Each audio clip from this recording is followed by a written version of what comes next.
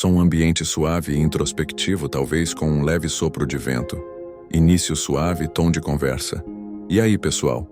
Hoje eu quero contar uma história. Não uma história qualquer, mas a história de um homem que enfrentou o inimaginável. Uma história que, mesmo sendo de milhares de anos atrás, ecoa com uma força incrível nos dias de hoje. A gente vai falar sobre Jó. Pausa dramática. Muitos conhecem Jó como o cara que perdeu tudo, o símbolo da paciência no meio do sofrimento. Mas será que é só isso? Vamos mergulhar um pouco mais fundo. Quem era esse homem de verdade?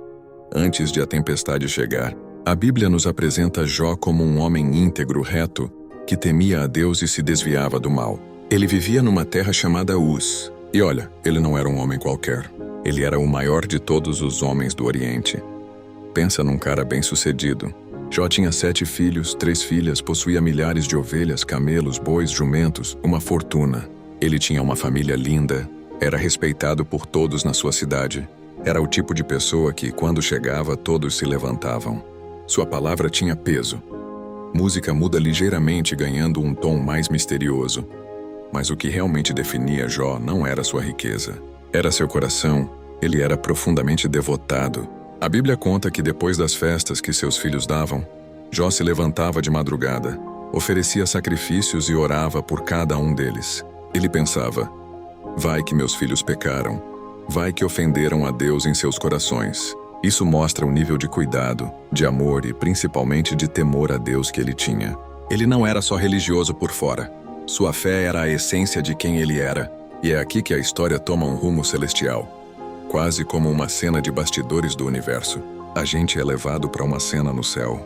Deus está lá, e os filhos de Deus, os anjos, se apresentam diante dele. E no meio deles quem aparece? Satanás, o acusador. Tom de suspense. E Deus, sabendo de tudo, pergunta a Satanás: de onde você vem? E ele responde com arrogância: de rodear a terra e passear por ela. Então Deus, com um orgulho paternal, aponta para o seu servo na terra. Você reparou no meu servo Jó? Não há ninguém como ele na terra. Íntegro, reto, teme a Deus e se desvia do mal. É quase como se Deus estivesse dizendo: olha só o meu filho, olha a joia que eu tenho na terra. Mas o acusador, como sempre, lança a dúvida. Ele basicamente diz: claro que ele te serve. Você colocou uma cerca de proteção ao redor dele, da casa dele, de tudo o que ele tem. Você abençoou o trabalho dele e os bens dele se multiplicaram. Mas estende a tua mão, toca em tudo o que ele tem.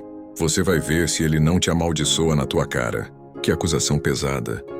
Satanás estava dizendo que a fé de Jó era interesseira, que ele só amava a Deus por causa das bênçãos, do conforto, da vida boa. Se tirasse tudo isso, o verdadeiro Jó, um homem amargo e sem fé, apareceria. Pausa. A música fica mais tensa. E então Deus, confiando na integridade do seu servo, permite o teste.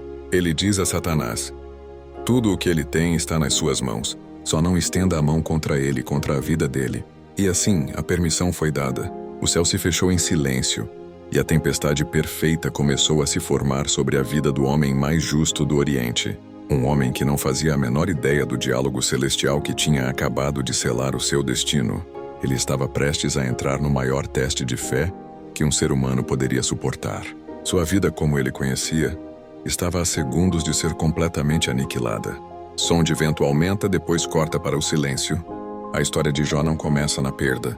Começa na sua grandeza, na sua integridade. E é exatamente por ser tão grande, tão justo, que o teste se tornou tão profundo e sua história tão poderosa.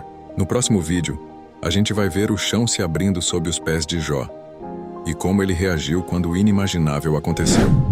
Fica ligado.